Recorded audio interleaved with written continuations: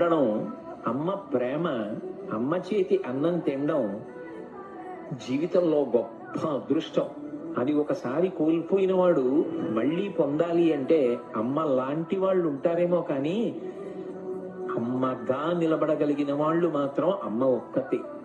ఆ అమ్మ ప్రేమ దొరకాలి అంటే మళ్ళీ అమ్మ నవ్వు, అమ్మ ఉండడం, అమ్మ ప్రేమ, అమ్మ చేతి అన్నం తినడం జీవితంలో గొప్ప అదృష్టం.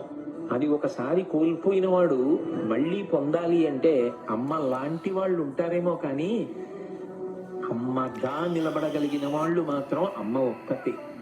ఆ అమ్మ ప్రేమ దొరకాలి అంటే మళ్ళీ అమ్మ నవ్వు, అమ్మ ఉండడం, అమ్మ ప్రేమ, అమ్మ చేతి అన్నం తినడం జీవితంలో గొప్ప అదృష్టం.